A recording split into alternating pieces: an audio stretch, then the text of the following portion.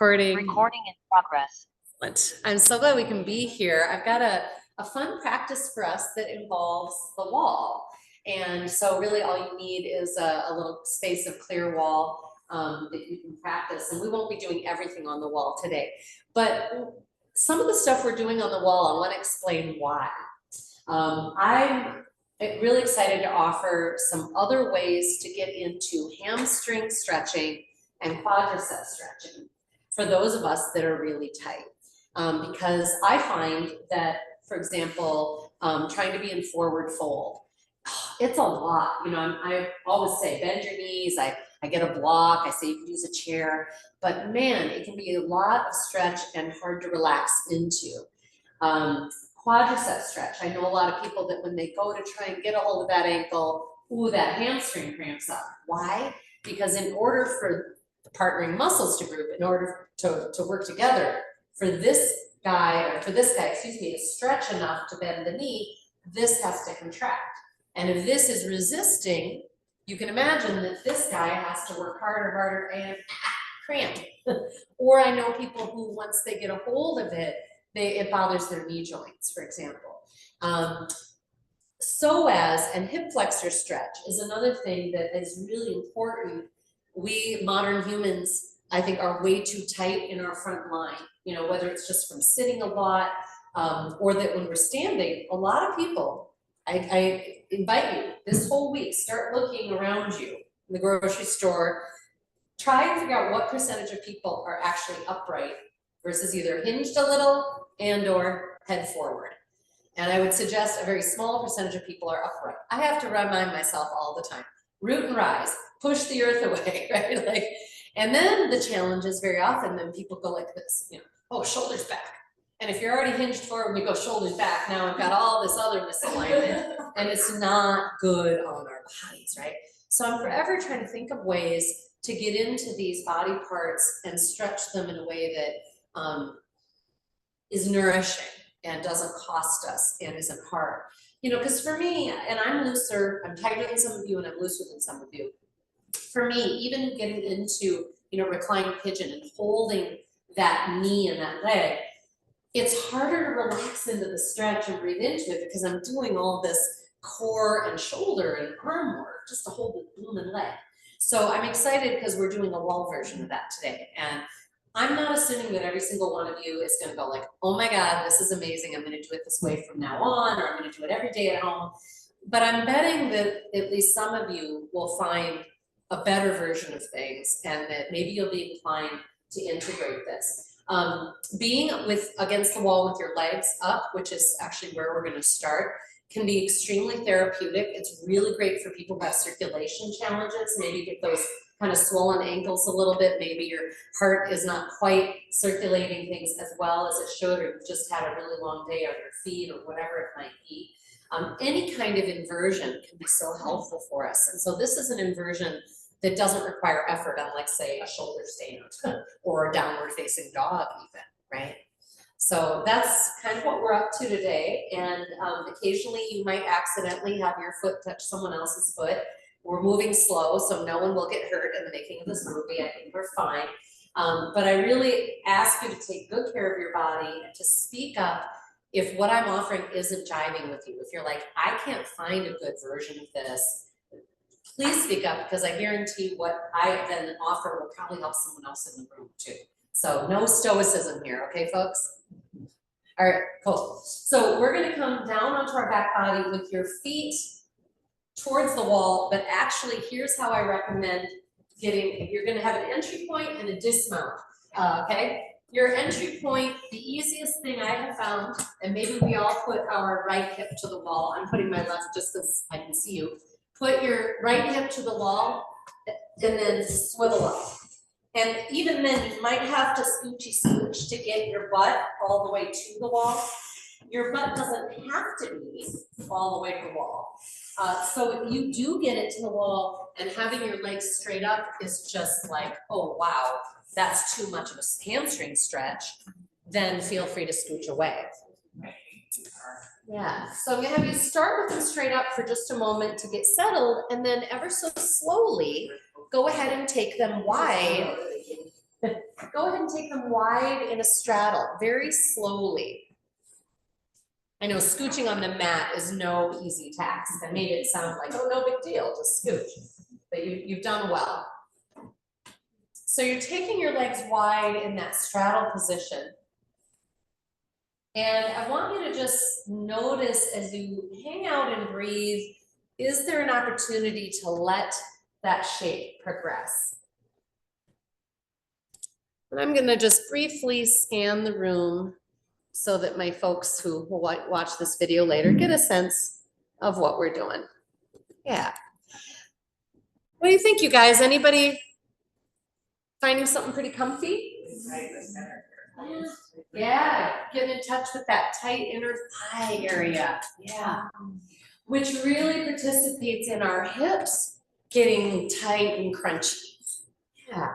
So just notice what would feel good. Would it feel good to roll your head a little side to side?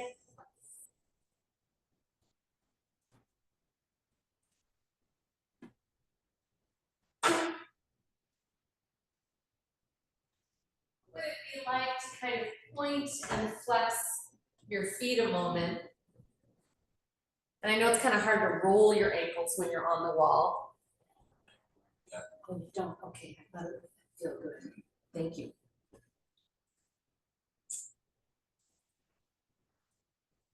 So I'm gonna tell you now how I want you to get out, even though you might not be getting out of this right now. When you decide, I've had enough of this, what I want you to do is bend your knees a little and then use your hands to kind of clamshell the knees back towards each other, all right? So just enjoy being here as long as you want to do this. And then I'll invite you to bring your feet together and let your knees spread out in butterfly. Exactly. So your feet come together, your heels will come down towards your hips. And if you're ever unsure what I'm talking about, you can always look at a neighbor. Usually at least 1 out of 2 people are getting it.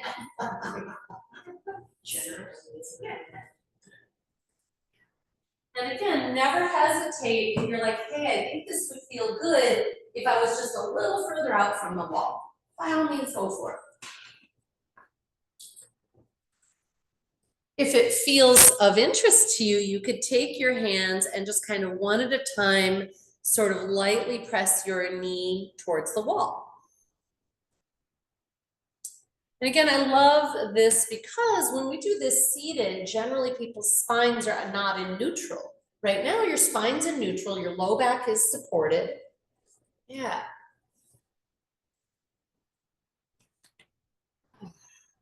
Lovely. When you decide to come out of this, we're going to come into our reclined pigeon. And for a lot of us, we're gonna need to move our hips back from the wall. Okay, not everybody, some of you, like I said, are quite flexible.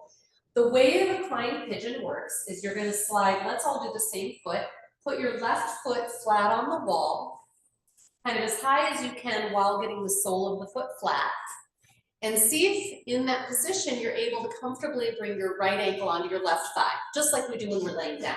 If not, if you're having to crank, bring yourself away from the wall a little bit until you can easily and safely, with your hips still on the floor, make that movement. It doesn't grab that. No, so uncross, there you go, scooch out. Yeah, we'll give it more room. There you go, now try. Oops. There you go, hips on the floor, great, great, great. And if you want to create more intensity, all you do is slide your wall foot slowly, bit by bit, down the wall, okay? And so your job is to find a version of this that is both sort of comfortable and intense.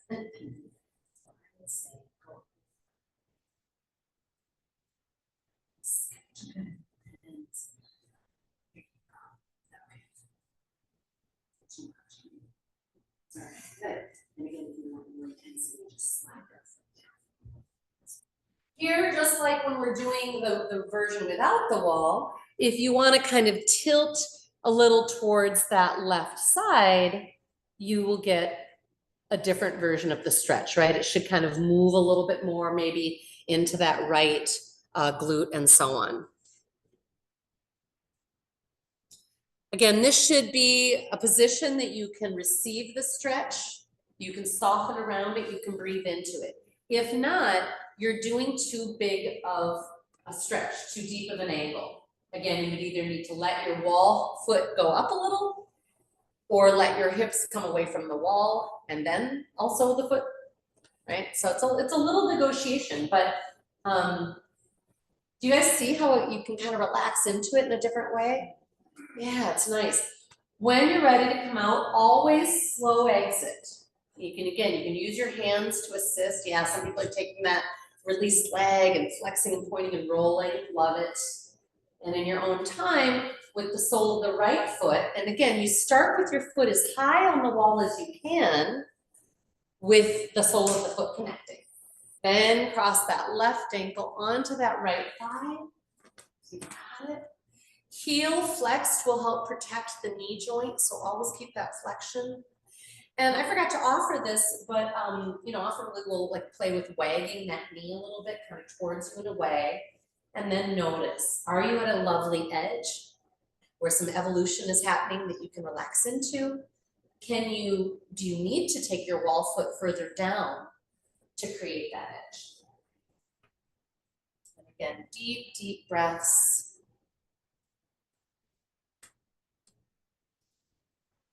Is this side different? And what happens when you roll just a little to your right? So you let that stretch come. And that's assuming you have your left leg crossed.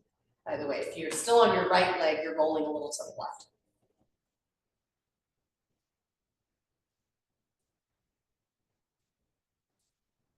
Any fun discoveries? I hear some murmuring, but. Yeah, I have a lot more freedom to move my foot on the left. That doesn't surprise me. Yeah, so it's really revealing some side to side differences. Yeah. I was keeping the music off for the moment just because I wanted to make sure a couple people could hear. Yeah. Thank you. I know, I was just missing it too. Yes. Where'd the music go?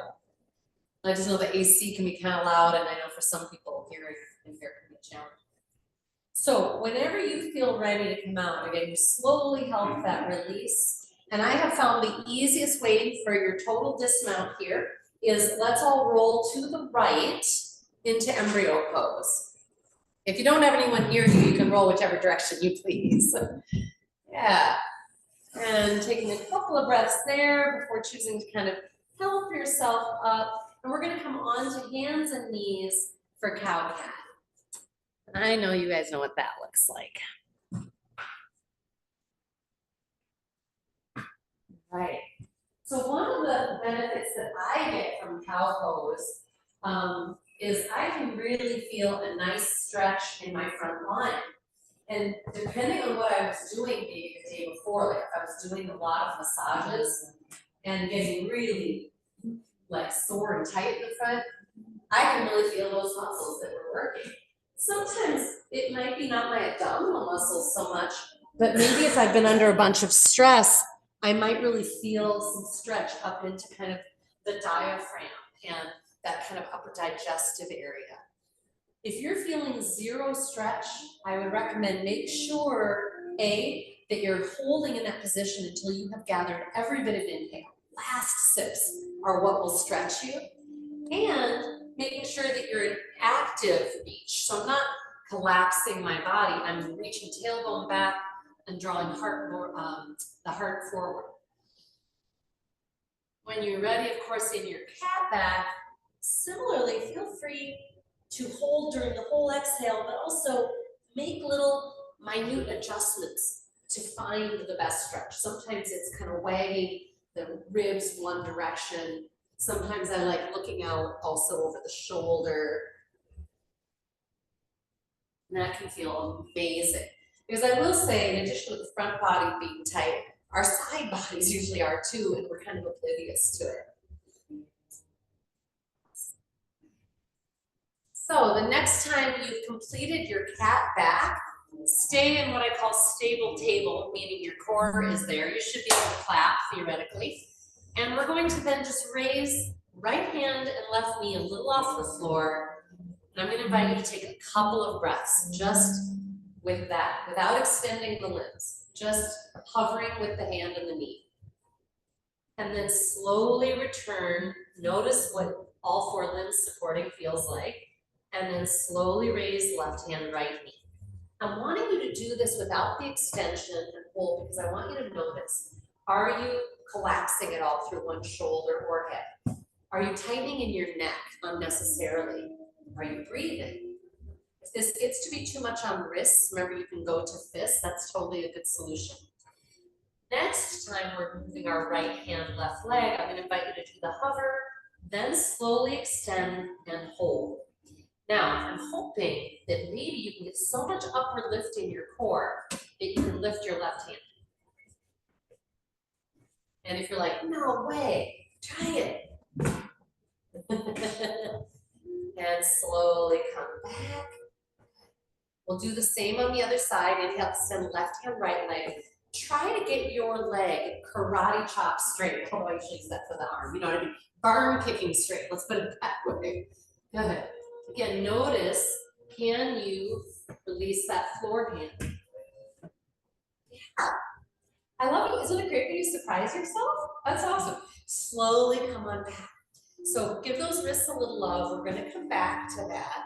And essentially what we're going to be doing, if you want to add it, is inhaling, extending, and then bringing those limbs a little out of center. And I'm showing you this because otherwise I see people go like this. That's not what we're doing. It's just extend a little to the side, which is going to ignite a bunch of new stuff, then back to center, and then the slowest glacial return during your whole exhale. And then, oh, you get to notice that moment of bliss when all four limbs are supporting you.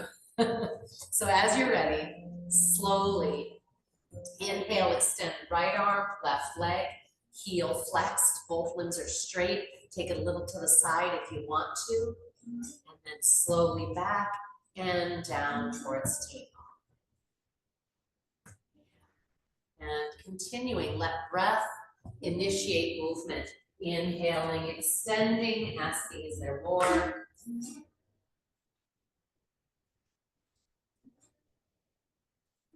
for folks who find this whole 90-degree wrist thing challenging, sometimes a cork wedge can make a difference.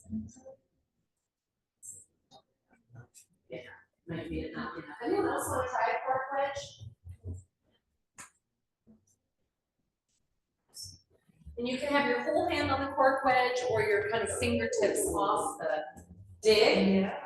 It's amazing how useful a simple little thing can be. Yeah. Love it. All right. Slowly, after you feel like you've done both sides, hopefully you remember to stop with left hand.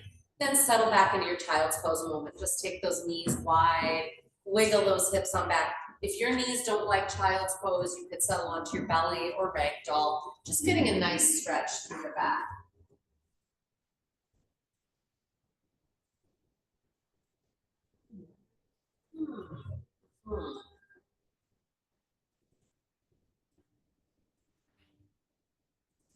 I'm going to have us flip over onto our backs.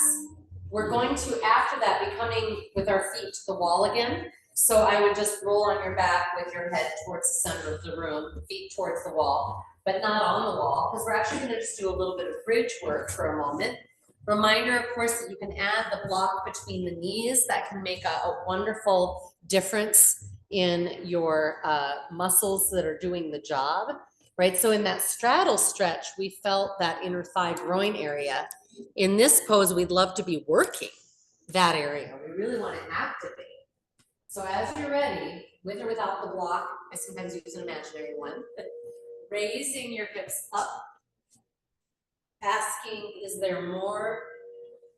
I should have specified exhale. On your inhale, descending one rib at a time.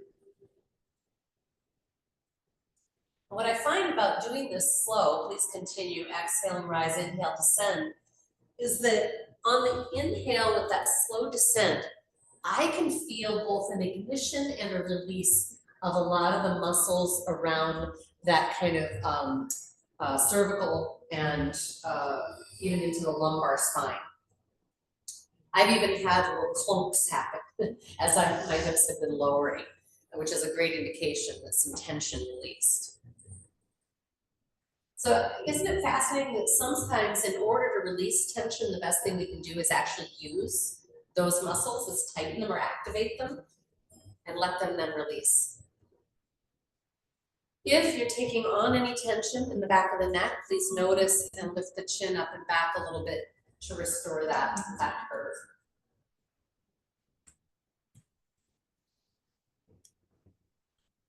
Yeah, and I didn't say this today, but you guys know 3 points of introversion: inward gaze or open eyes, drishti, light connection tip of the tongue, ujjayi. Yeah.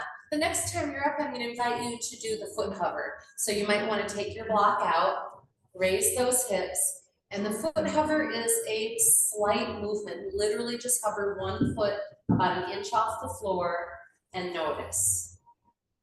If your hip kind of drops, reignite. It's usually the standing leg and butt that you need to talk to. And then check out the other side. If you're holding steady and you want to extend the leg, you certainly can. I find that often that tightens up my neck. If I can do it, I'm not sure it's the best for me.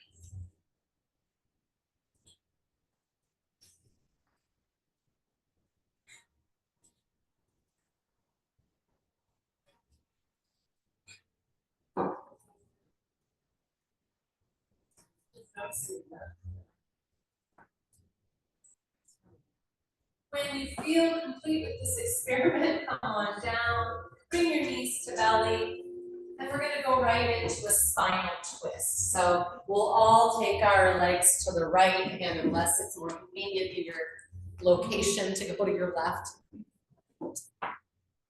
And ideally, if we can have those thighs stacked and connected, feet flexed, that really gives our low back some lovely stability. If you want something for under your head, let me know. I'm happy to deliver a soft block or something. Otherwise, notice what it's like to open through that back arm. And sometimes I really crave closing back into embryo and then opening again. And I can just feel that my body gently, gradually receives the stretch. But I'm pretty tight. At some point, if you like, holding in that open position, arm behind you, you might decide to extend your leg. If you do, use your floor hand kind of propped on your elbow to support that leg. And now you will have an opportunity, I think, for a wonderful stretch. And this is into the outside of that leg, right? So in that wall stretch, we were getting that inside of the leg. Now you're getting outside.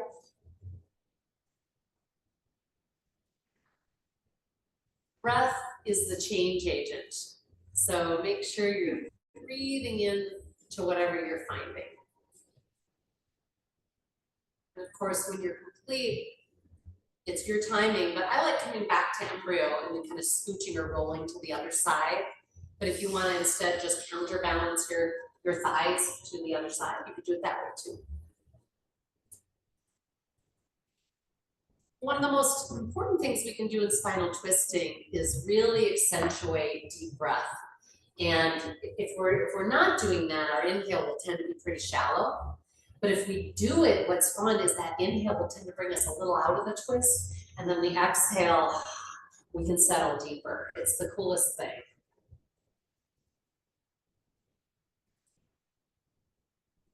And always letting me know if you're just not finding something great. If you're wanting a more intense twist, you can also use your floor shoulder to scooch a little towards the outside of that mat, and that will bring you more kind of onto your blade instead of your deltoid. Yeah, maybe you're going to extend the leg again into that waiting hand. If it hurts and your body just kind of goes, contracts around it, it's not useful. We've gone past our edge. And I maybe don't talk enough about the edge in our yoga. I always talk about it with new folks, but I think we all need to be reminded that the edge is a place where there's intensity. We want to get there. We don't want to just be kind of zoning out and flopping around. We want to create that edge thoughtfully, and if we can breathe into it, that's a good edge. If we're contracting as a result of it and protecting, we've actually gone past our edge and it's unproductive, even if we seem to be doing more. So this is side different, noticing where those tight spots are. It's really fun to watch and see people kind of, you know, touching their shoulder, their hip. I love it.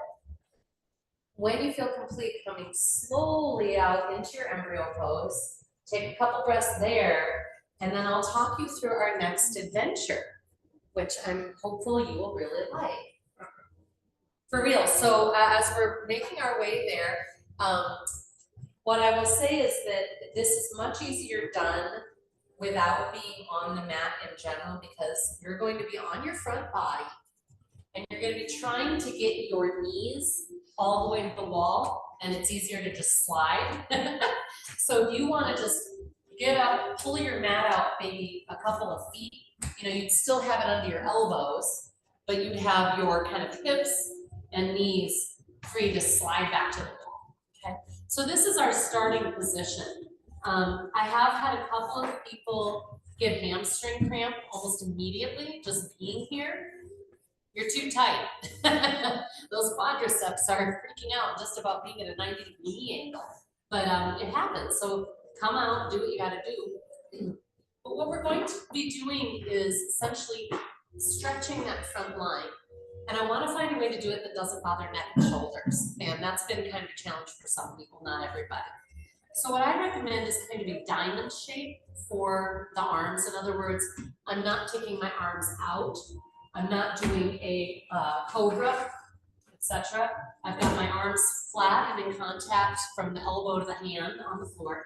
And I've got kind of a diamond shape, if that makes sense. And we'll adjust. Adjustments always happen not in the stretch. In other words, you come back down, you move your arms, and you come back up, all right?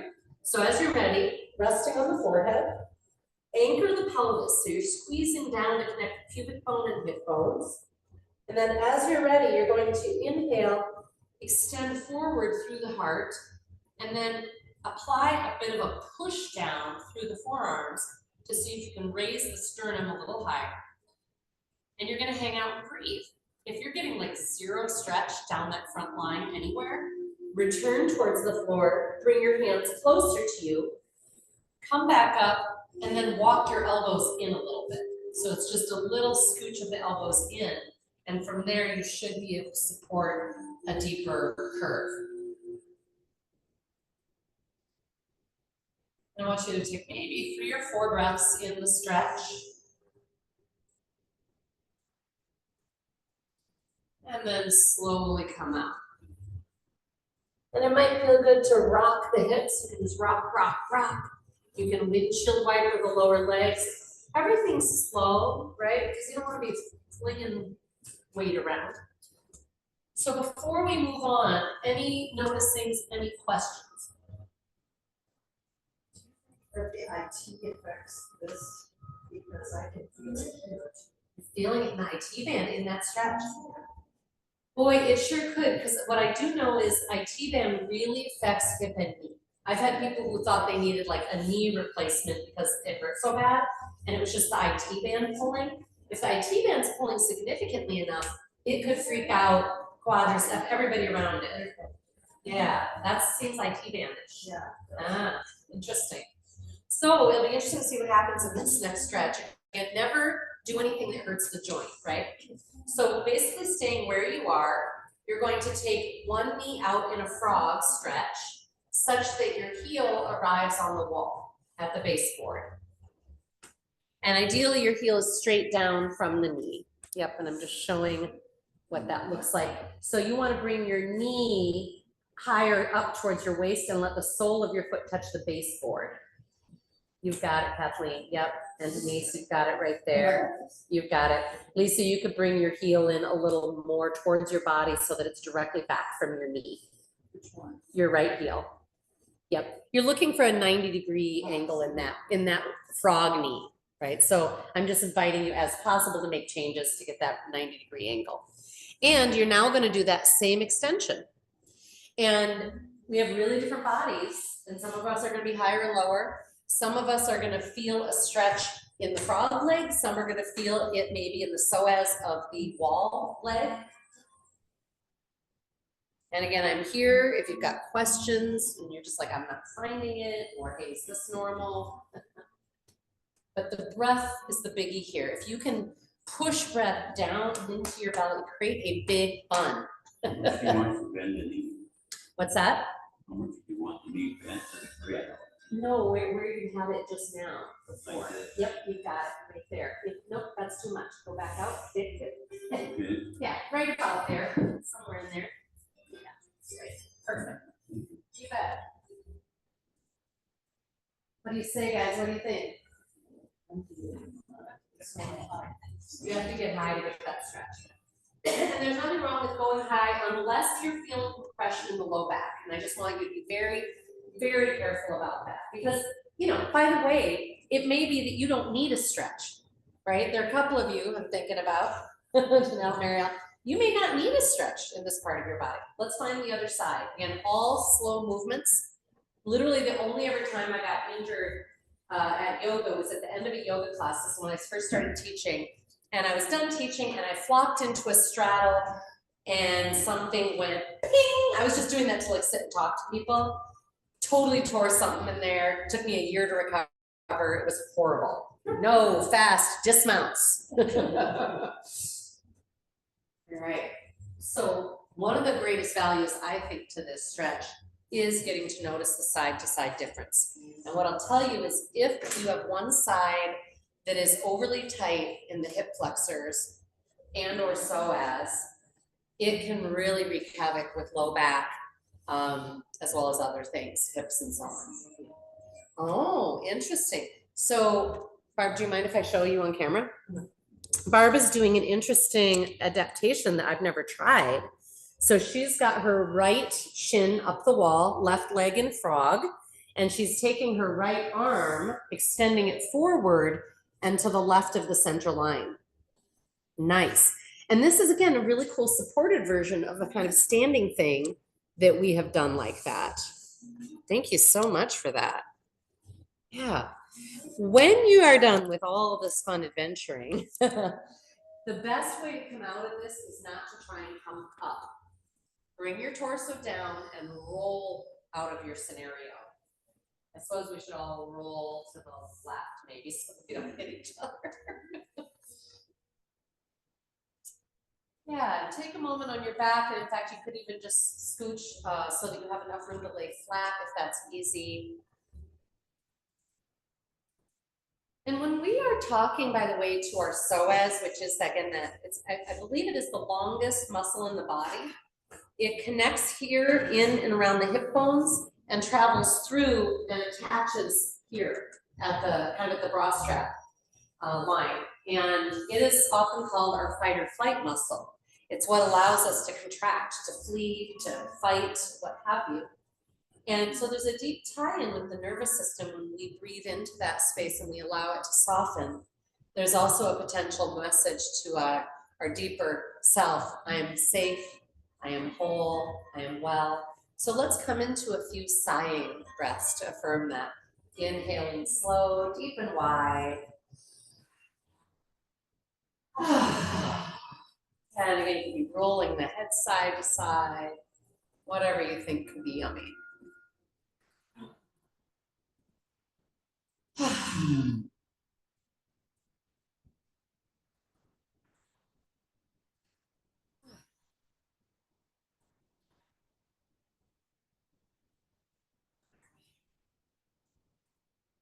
So we're going to do a little more fun wall work because, you know, we've done the work of getting here, right? Why not continue to enjoy it? I'm going to move my mat out of the way so I can use the wall without danger. For the next things that we're going to do, you want to make sure you're either entirely on your feet or on your mat, hands and feet, or entirely off, and that you feel like you're not going to slide. We're essentially going to be doing downward facing dog, and we're going to be playing a little bit with the wall. And so you may have one foot on the wall at some point, but I'm not planning on having you do both. We're not doing half handstand today. Although if any of you want to do that, I know we played with that a couple months ago, and you feel safe doing it, you could, but you again, get your mat completely out of the way, because if it's just under your hands, well, you see where that goes, potentially, right? So either your mat all the way back up against the wall, or get rid of it entirely as you prefer. You may want it for padding for knees and coming down to child's pose and stuff. So we're gonna start off in table pose with our toes kind of at the baseboard-ish. We'll just do a little cow cat. And then when you're ready, I'm gonna invite you to come to downward facing dog, nice intelligent hands. And I'm assuming your heels are probably kind of touching the wall. If you feel like you need a little more space, you can come forward through the hands. But otherwise, what can be kind of neat for those of us that are tight in the hamstrings is see if it actually feels nice and supportive to have your heels like on the baseboard. There's another version of this where you can put blocks under there, but this is a little simpler because the baseboard is just there and you can maneuver yourself. If you're like, hey, you know what, I don't really enjoy or need that, then give yourself enough room that your heels aren't touching the baseboard and begin your pedaling. Pressing one heel towards the floor and then the other, yeah. One of my favorite side body stretches is to be found here. So please make sure you come into your core, you're beautifully supported. You're gonna straighten your right knee. Your heel may not come to the floor, it doesn't need to. Bend your left knee and then send your hips a little left. Make sure you're continuing to press firmly through both arms. Right? There's no collapse, there's no bendy, swaggy. Are you guys feeling that stretch through that right side? IT band? Yep, yes, armpit maybe? So let's check out the other side. You're gonna bend your left knee, or excuse me, straighten your left leg. But you'll have to come away from the wall for you to feel the stretch, I think, yeah. So in your position with the feet off the wall, unless you're loving it, straighten your right leg, working your heel towards the floor. Oh, sorry, we did right leg, but you could do that. Straighten your left leg, bend your right knee, and send your hips towards the right. So you're taking your hips towards the bent knee, if that makes sense. And what you're essentially doing is creating a very long line from your middle finger all the way through your waist and down your leg to your foot. That's another way to think about it. I'm lengthening that side line. It's another way of lengthening it in downward. Did that make sense that time? Okay, good. Yeah, anybody else going, I don't know what the heck, because by the way, my last conversation there was a little confusing, sorry. All right. When you feel complete with that, your choice to either move into a resting pose, child's pose or ragdoll, or move into dog series. So if you're really feeling ready for some flow, inhaling forward to your plank, knees or feet. How do you know if you're in your core? You should be able to hop if you're on your feet. Exhaling chaturanga, elbows bend. It might just be a 1-inch bend, by the way. This is a great way to work your triceps. And then lower, inhaling cobra. Once again, opening that front body. Exhaling, your choice, child's pose or downward facing dog.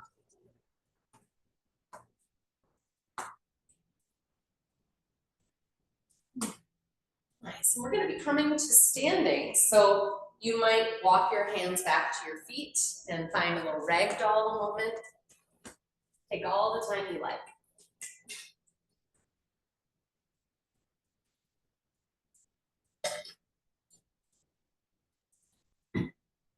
All right, so now when you come on up, we're gonna actually do a little upper body love using the wall.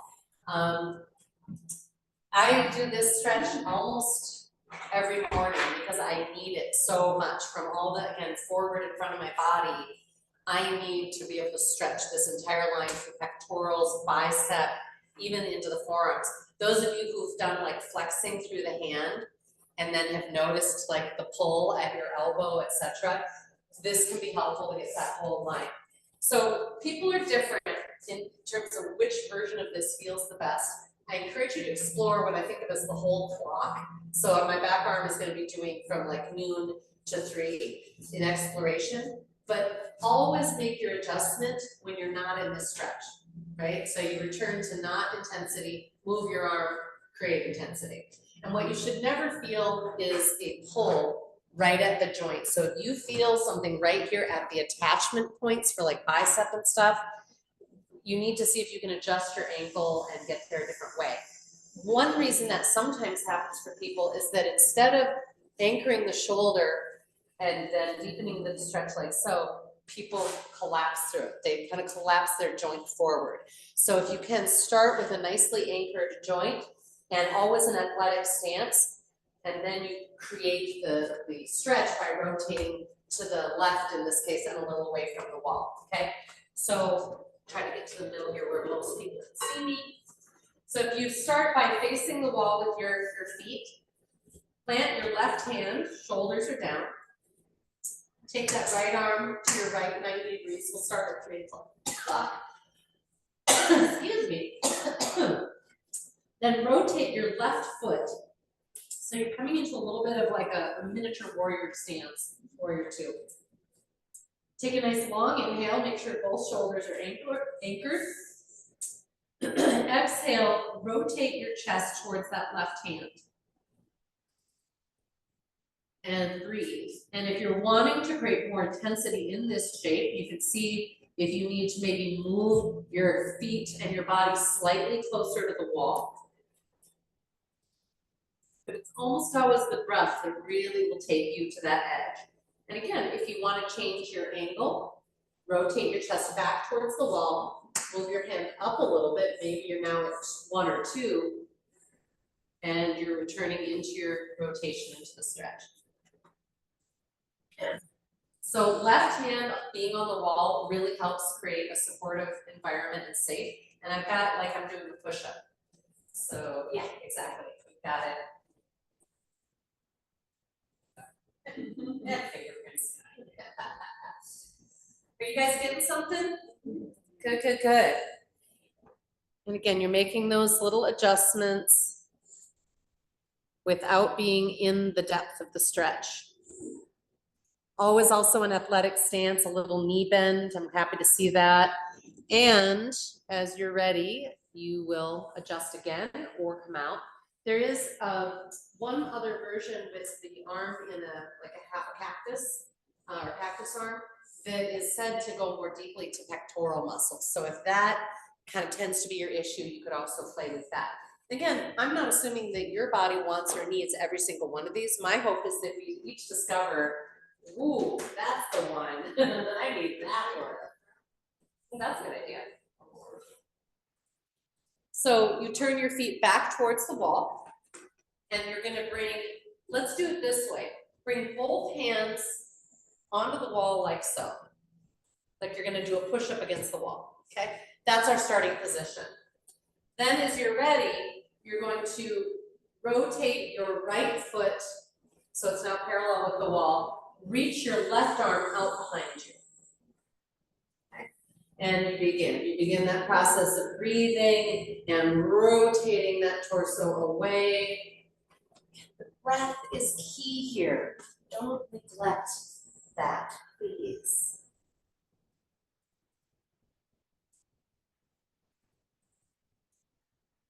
And is this side different? What's knowable?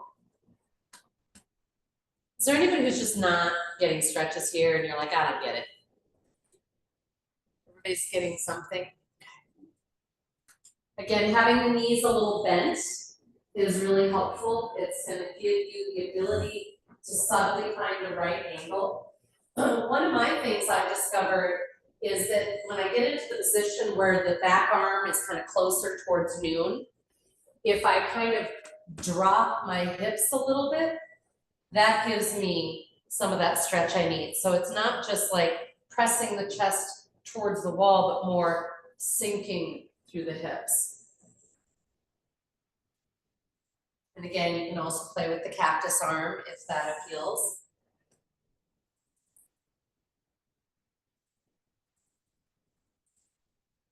So appreciate you guys having such grand adventures.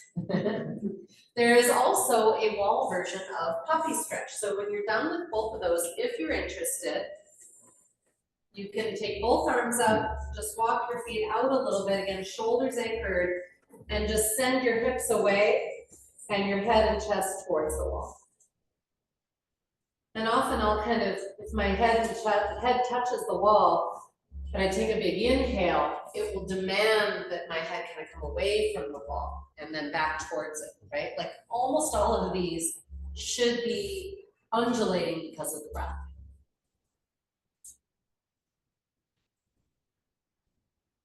All right, when you are complete with that, I invite you to come away from the wall, rotate towards the center of the room, and inviting you in your version of Yoga Mudra. So that could involve a strap. If you don't have one and want one, I'm happy to deliver.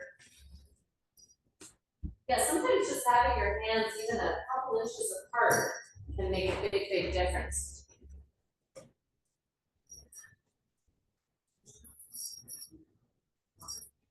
Because what we're looking for is to be able to get those hands, to get the elbows straight, and get the hands far enough off of the butt that the wing of the shoulder blade can move, right? Because if I'm just here and my arms aren't going anywhere, there's no movement of the blade. This is meant to really release the blade, which is actually really about releasing the trapezius. Palms of your hands have to touch. They don't have to touch, no. But we want the elbows straight. And I'll tell you, a lot of people think they're almost straight when they're here. Until they go click, they're not there. There's a definite click of those, it's like a table leg, clicking in, right? If it's feeling good, but you want to explore more, take those feet wider and pull.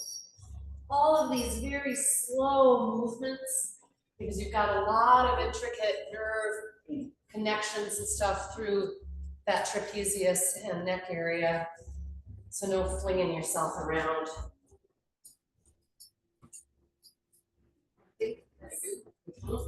Yeah, a lot of times it's like, well, you don't need it in order to get the technical alignment, but to get the freedom, which is where the fun is. Yeah, so give that a try. Do that for a second. Yeah.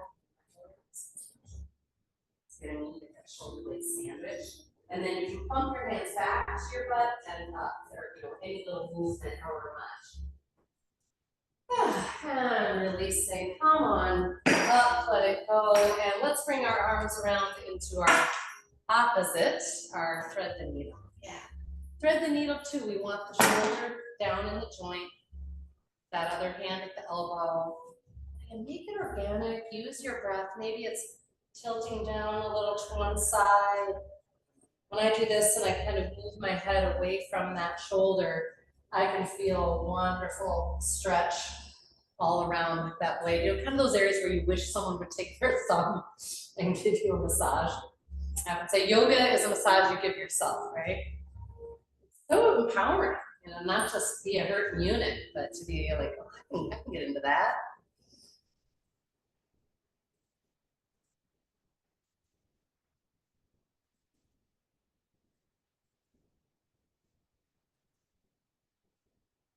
Is the side different? What's knowable? And when you come out, what do you need? This would be a lovely time to do our little neck love. We're going to do a little bit, not a lot, but of some lunging and some arm movement and some breath that I hope will help us get into side body, front body, and really feel, again, any side to side differences, but just really love it up and get more mobile. Let's just start with some wrist and ankle rolling. Just working them out from anything that they've been experiencing. We're going to start at the front of the mat. We'll be stepping back into a lunge. And I want to point out, if you ever feel what feels like too much of a pull, just make a shorter lunge and or bend your knee. But some people will have an area that will get really irritated by being in too deep of a lunge. So deep is not always better, okay? What I really want is to create some yummy strength here. So I'll talk you through that. You can have hands on hips for better balance support. You can have them in prayer, whatever you'd like. We're going to start with a nice long inhale. Exhale, slowly lift your left knee, standing crane. So right here in our balancing pose, we can think about squeezing the inner thigh as if we had something between it. And that will create hopefully more stability. We're gonna be stepping back, but along the way, I want you to pause and just flex back through your left heel, legs straight. Take a moment and balance there. Hip bones should be still shining forward and down. And slowly land on the ball of the back foot if you can, because we're gonna be doing a rotation and it's kind of hard on the knee if your foot is flat. So right up on the ball of the foot if you can. Steer those hip bones, right hip bone back, left hip bone forward.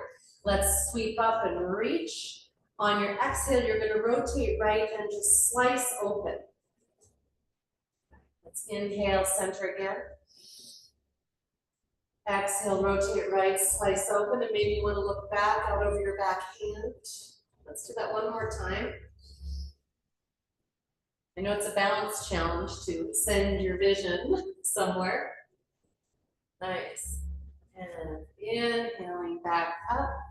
Good. We're going to come into our jet airplane arms and sort of hinge at the hips. I say sort of because my point is you don't have to go super far. It might just be a little hinge. Or you might be going parallel with your mat. And if you do, you're gonna feel a hell of a lot of work in your right butt cheek. Make sure you're steering that right hip back, left hip bone forward so you can squeeze something between your inner thighs. Inhaling, sweep up and dip your left knee, however low you feel comfortable going. And then reach up through your heart. Big inhale. Exhaling, release and fold to your ragdoll or however you want to get there.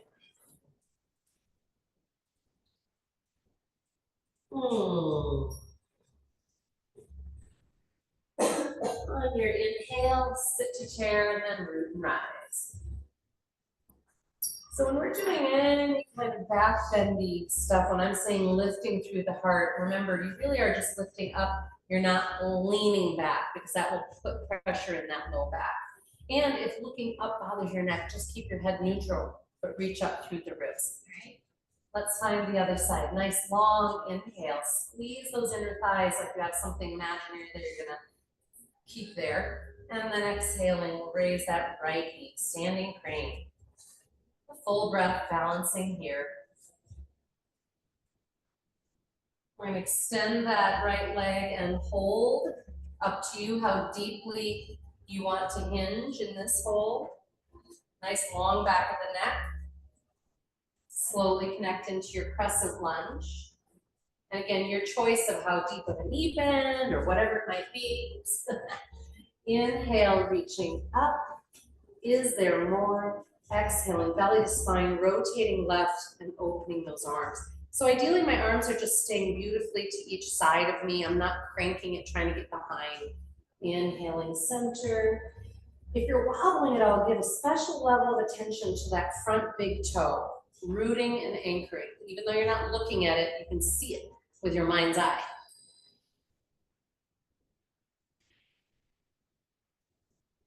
Inhaling back center. We're going to hinge into our jet airplane wings. Again, you go as deep as you want to go. Definitely reach the crown of that head away from those shoulder blades. I'm always amazed by how much I was scrunching, didn't realize. Inhaling up as you dip that right knee, how little or how much, up to you. Reaching up through that heart and noticing where that stretch shows up in your body. Come up a little through the hips before you fold ragdoll.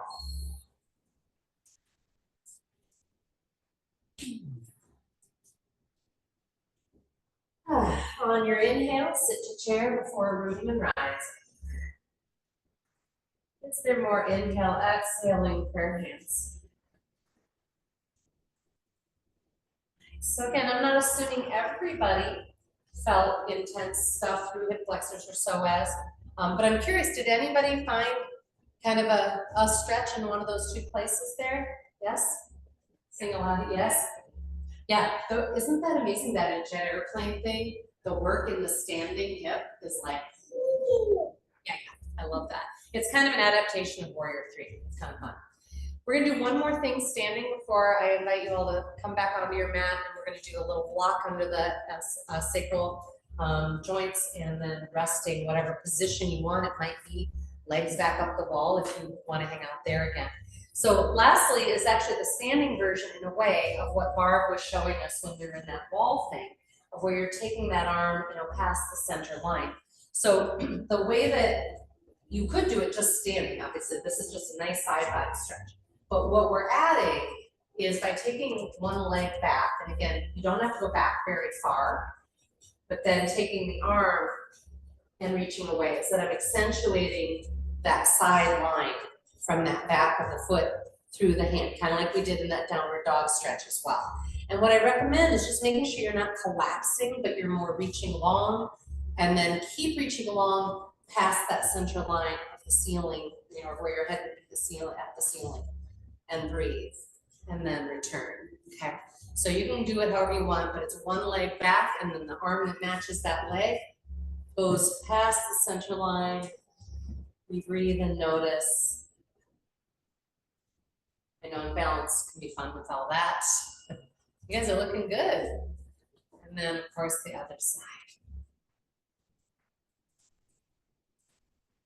And the breath is the change agent. It's where you will find those stretches emerge.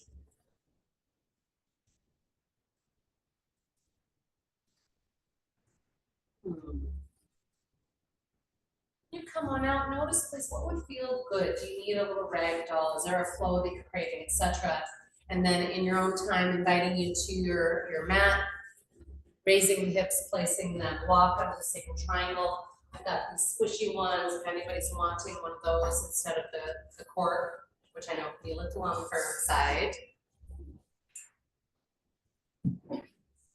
Again, if you're not planning on using the wall per se for your resting time, you can put your feet towards the middle of the room, however you want to do it. And if anyone knows that they'd like a bolster, please give me a wave. I'm happy to bring you one until I run out, that is.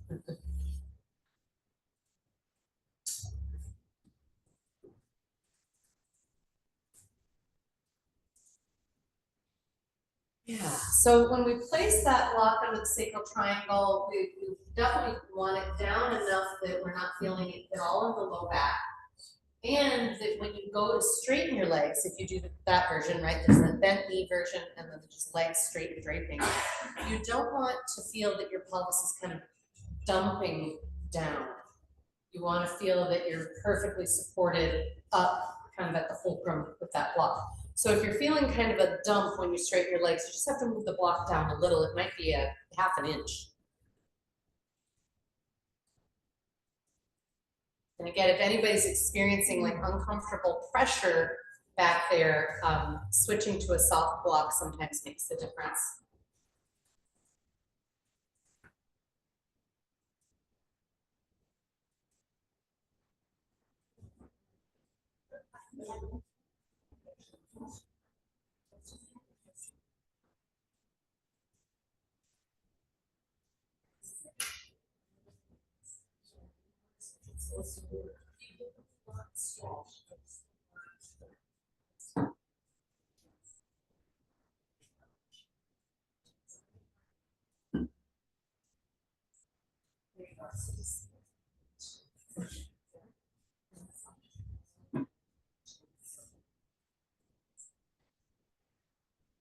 And again, especially in the position with the legs straight, the breath is really very, very helpful here. It makes such a difference.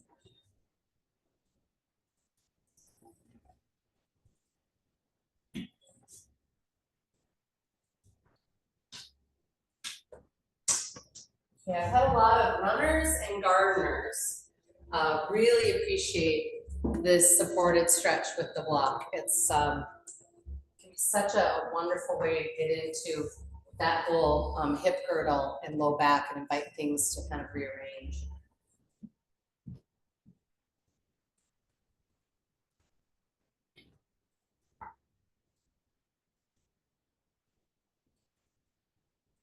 As you move towards your resting time, Please consider if you need any layers back on. If you guys would like, I can turn off the air conditioning.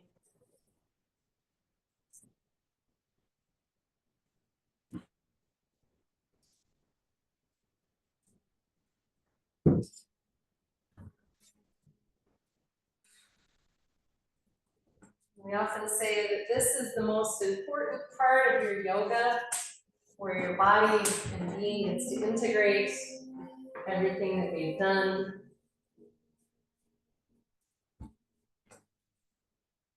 So you might scan your system. Is there any part of you that has been in hurry or worry, or that in this moment feels like it's just holding? It send a message of softening, of getting heavy to every muscle in the body.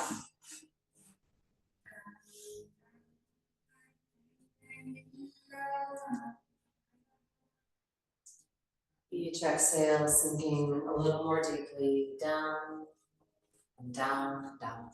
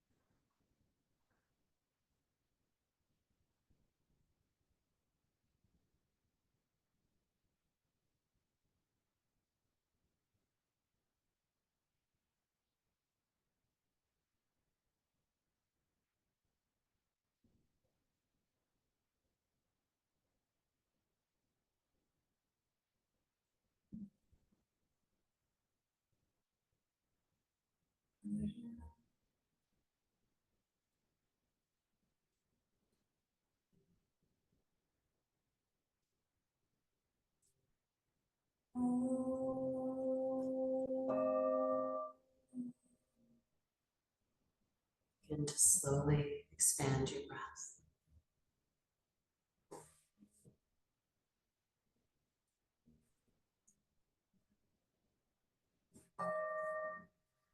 Inviting you to scan your body and being for any messages of wisdom, perhaps about what's needed today and in the week. What kind of food, how much rest, how much social time, how much quiet and alone, how much connected to nature, how much creative, how much productive.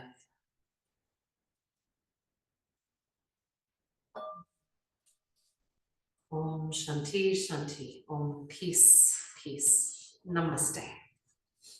Please acknowledge your own good heart, your amazing body. Thank you so much for bringing them both to our practice. Thanks for being grand adventurers with me. I really appreciate you all, both your focus and your playfulness. It's a great combination. I hope I get to see you next week. A reminder, I've got some classes still happening at the Carriage House Thursday nights, as long as we can do it. Occasionally, I may cancel last minute. I did one time because of not feeling well. Last year, I remember I canceled once because it was like just intense heat and humidity and it wasn't dissipating. And I was like, oh, hell no. So if you're intending to come, always RSVP and I will let you know if there's anything you need to know. See you soon at the mat.